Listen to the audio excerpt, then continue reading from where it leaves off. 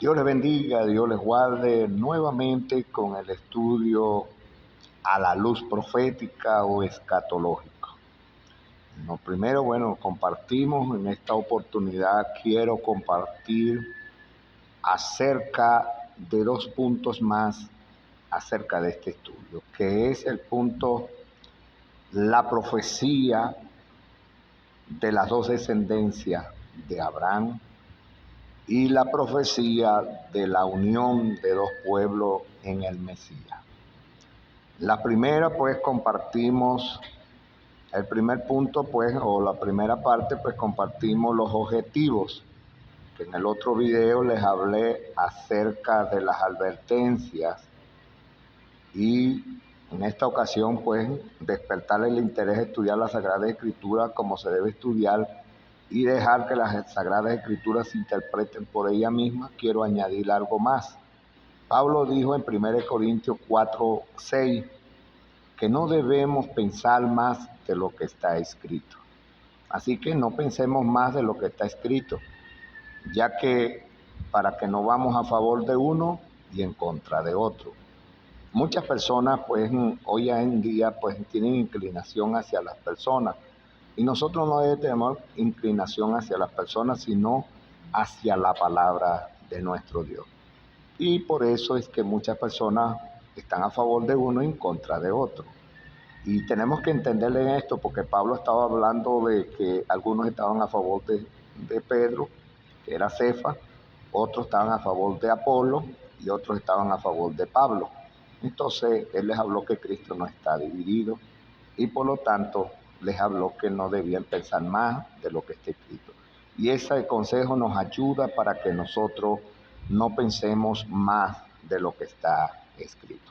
Hasta donde llega la escritura, hasta allí también lleguemos nosotros. ¿Por qué? Porque al comenzar las ideas preconcebidas, le estamos introduciendo a la palabra nuestras ideas. Y la palabra debemos extraer de ella lo que ella quiere enseñar. Les hablé quién soy también, quiero argumentar algo referente a Cuando dije que nadie se engaña a sí mismo, si alguno se cree sabio en este siglo, hágase ignorante. Sabemos muy bien que Pablo era un hombre muy estudioso, estudió bastante, y por lo tanto Pablo se desprendía, dice que lo tenía por basura para ganar a Cristo. Pues así también nosotros, si se ha preparado, tiene bastante preparamiento secular, deje eso aparte y comience es decir, vacío de esa sabiduría. ¿Por qué?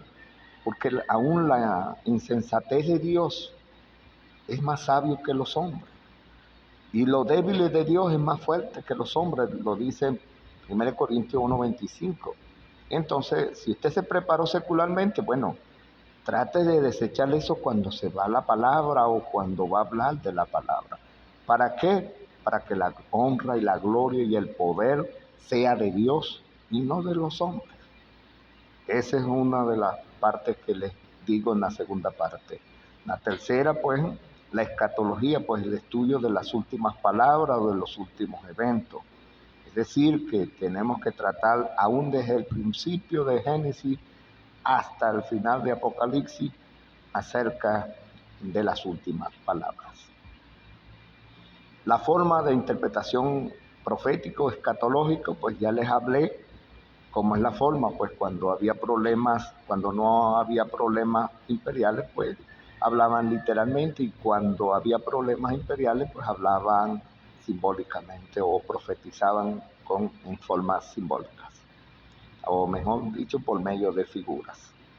Ahora, cuando yo les hablé de esto, quiero resaltar que cuando les hablé de la profecía de Joel, que derramaría su espíritu sobre toda carne, surgió desde el tiempo de Pentecostés y hasta el día grande y espantoso de Jehová, es cuando venga el Señor Jesucristo en gloria. Entonces da a entender que el Espíritu Santo no va a ser quitado de la tierra en el momento de la gran tribulación. No lo va a ser quitado.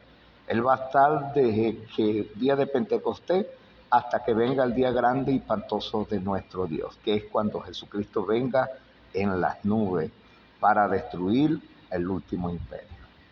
Ok, quiero aclarar eso. ¿Para qué? Para que muchas personas piensan que el Espíritu Santo será quitado. Lo otro, bueno, es que también vemos que el Señor Jesucristo habló de las buenas nuevas y el día de venganza es cuando el Señor Jesucristo venga. Es decir, para que entienda que no va a haber una segunda venida con dos etapas, sino que es una sola venida en su segunda venida, por supuesto. Ok, espero que haya aclarado un poco. Y lo siguiente que hablé del principio y final de la profecía, se lo puedo decir de otra forma. La profecía de principio a fin. Pues Dios mismo profetizó de principio a fin, pues Dios fue el que dio la palabra a la mujer y a la serpiente cuando los estaba sentenciando, y después les dijo que iba a haber enemistad entre la serpiente y la mujer, y entre la simiente de la mujer y entre la simiente de la serpiente. Ahora, eso se cumple, la simiente de la mujer se cumple en el Señor Jesucristo cuando golpeó o aplastó la cabeza de Satanás, o hirió la cabeza de Satanás, y la va a seguir hiriendo hasta que lo ponga todo su enemigo debajo de sus pies. Y la serpiente, pues la descendencia de la serpiente, pues va a ser con el hombre de pecado, el hijo de perdición, que va a ser en el tiempo final, ya que es el talón, el calcañar, la parte final del ser humano. Es decir, mucha gente dice, no, que el enemigo hirió a Cristo en los pies. No, el Señor se entregó por sí mismo. Y como el Señor se entregó por sí mismo, el enemigo no lo hirió. Es decir, el enemigo va a herir a los últimos que están en el tiempo final, que también somos descendencia de la simiente de la mujer. Ok, aclarando esto, pues entremos en las profecías de las dos descendencias de Abraham. Cuando hablamos de esto, tenemos que irnos a Génesis capítulo 15, versículo 4, cuando encontramos que dice, sabemos muy bien que en los versículos primeros Dios comienza a decir que iba a ser su galardón y así sucesivamente. Entonces Abraham dice que no le había dado prole, no le había dado descendencia. Y en el versículo 4 dice el Señor, luego vino a él palabra de nuestro Señor o de Jehová, diciendo, no te heredará sino un hijo tuyo será el que te heredará. Cualquiera se ve un enfoque como para Isaac. Y si analizamos, el enfoque tiene que ver con la simiente del Señor Jesucristo. ¿Por qué lo analizamos que tiene que ver con la simiente del Señor Jesucristo? Primeramente, ¿por qué? Porque el Señor les habló espiritualmente. Si usted ve en el versículo 5, y dice, y lo llevó afuera y le dijo, mira ahora los cielos y cuenta las estrellas, si las puedes contar. Y le dijo, así será tu descendencia. ¿Cuál fue lo primero que le mostró? El cielo. Y hablando de que esta descendencia no era es decir, natural. Se estaba enfocando primeramente a la descendencia espiritual. Por eso le mostró el cielo. Y por lo tanto, dice en el versículo 6, dice, y creyó a Jehová y le fue contado por justicia. Está viendo que ahí fue por la causa de fe. Abraham tuvo fe en la palabra que Dios le dijo y él comenzó a creer esa palabra y le fue contada por justicia. Y como le fue contada por justicia, entonces esta descendencia es la descendencia que viene por la fe. Si usted ve los límites geográficos, no concuerda con la tierra de Canaán. Mucha gente se detiene allí, pero es que esta promesa geográfica no concuerda con la tierra de Canaán. ¿Por qué? Porque esto tiene que ver con la descendencia espiritual de Abraham. Entonces vemos allí, dice, en el versículo 18 dice, en aquel día hizo Jehová pacto con Abraham, diciendo: a tu descendencia daré esta tierra, desde el río de Egipto hasta el río grande, el río Éufrates. Muchos judíos han tratado de llegar, pero es que no concuerda con la tierra de Canaán. ¿Por qué no concuerda? Porque cuando Dios haga una palabra y se ensancha un poco más o tal, entonces está dando a entender que esa promesa tiene que ver con algo más amplio, porque es un término espiritual. Usted se va a Mateo capítulo 19, cuando los discípulos dijeron al maestro, ¿qué recibiremos si nosotros le hemos dejado todo? Y él dijo: en la regeneración, es decir, en el nacimiento, en el mundo nuevo, es decir, en el siglo nuevo, ustedes se sentarán en 12 tronos y juzgarán a las 12 tribus de Israel, como dando a entender que las 12 tribus de Israel se van a perder. Pues no, sino que tiene que ver que está hablando de una promesa espiritual. Igualmente como habla en Apocalipsis capítulo 7, cuando habla de las 12 tribus de Israel. Se lo estoy adelantando para que entienda que cuando hay una promesa espiritual, a veces hay unas palabras que pareciera que quebrantaran el orden, y no es dando a entender que es algo espiritual. Por lo menos allá en Apocalipsis 7 habla de las 12 tribus de Israel. No está Dan ni está Efraín. ¿Por qué no están? Porque es un término espiritual, abarcando las personas que han creído en el Señor Jesucristo. Aunque mucha gente no lo quiere aceptar de esa manera. Pero le adelanto esto porque apenas estamos comenzando. Ok, si vemos, no concuerda. ¿Por qué? Porque la promesa que le está haciendo Abraham es espiritual, por eso él creyó por la fe. Entonces, esto se refiere a toda la tierra, a toda la tierra, la del mundo entero. Es decir, que la promesa que le está haciendo, por eso que los linderos o los límites geográficos no concuerdan con Canaán, porque Dios le está diciendo que le está dando por herencia toda la tierra, la del mundo entero. Y eso lo encontramos que Pablo así también lo entendía. Cuando nos vamos a Romanos capítulo 4, versículo 13, que dice: porque no por la ley fue dada a Abraham y a su descendencia la promesa de que sería heredero del mundo, sino por la justicia de la fe. ¿Está viendo? Pablo sabía que geográficamente no concordaba con Canaán, porque se estaba refiriendo al mundo entero. Porque esta descendencia, la justicia se les fue contada por la fe. Entonces entendemos que esta es la primera promesa o la profecía acerca de la descendencia de Abraham. El capítulo 15 es una promesa espiritual, es una promesa que tiene que ver con la descendencia espiritual de Abraham. Si nos vamos al capítulo 17, allí vemos la descendencia de Abraham natural, que es la segunda descendencia, la natural. Dice en el versículo 8, dando a entender que aquí sí tiene los límites para la tierra de Canaán. Dice: y te daré a ti y a tu descendencia después de ti la tierra en que moras, toda la tierra de Canaán, en heredad perpetua. ¿Qué está dando a entender? Para la descendencia natural, la tierra de Canaán, esa sí era completa. Entonces será el Dios de ellos. Mas yo estableceré mi pacto con Isaac, el que Sara te dará a luz por el año que viene. Entonces está viendo que se está refiriendo al hijo natural.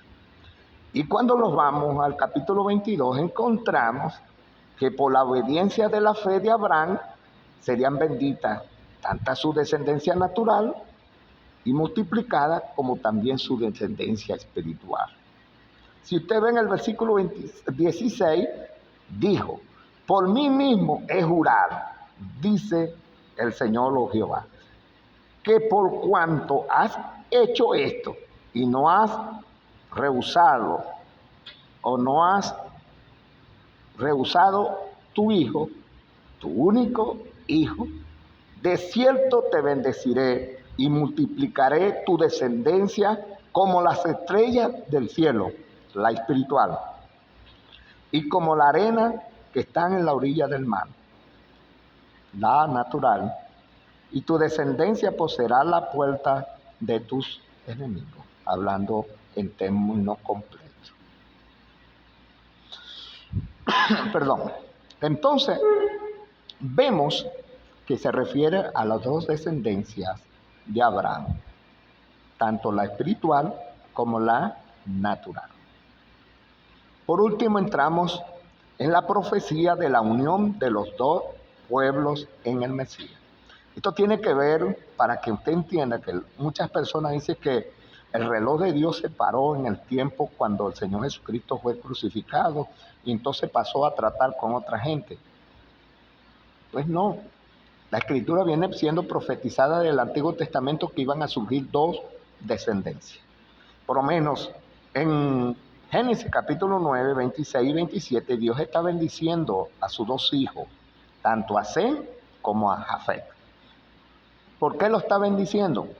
Porque el hijo pequeño o Acán y su descendencia Canaán, ellos cayeron bajo maldición.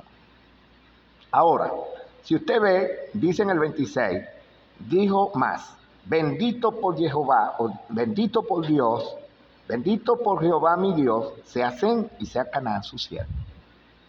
Aquí está bendiciendo a Sem, de donde vino Abraham. Entonces, como vino Abraham, de allí estaba bendiciendo también a Abraham. Entonces dice, engrandezca Dios a Jafet. Cuando dice engrandezca, a mí me gusta más literalmente. Como dice, ábrase Dios a Jafet. Cuando el Señor Jesucristo murió, pues Él se estaba abriendo a Jafet. Y dice, y habite en las tiendas de Sem, y sea Canaán su siervo. Pero aquí vemos que cuando estamos viendo, dice que ábrase Dios hacia Jafet y habite en las tiendas de Canaán, en las tiendas de Sem, perdón. Entonces, está dando a entender que va a surgir dos en uno. Se van a unir dos en uno. Por lo menos la descendencia de Sem, que era la descendencia de Abraham, Jafet iba a venir a habitar en la descendencia de Abraham. Entonces, vendría a ser un solo pueblo.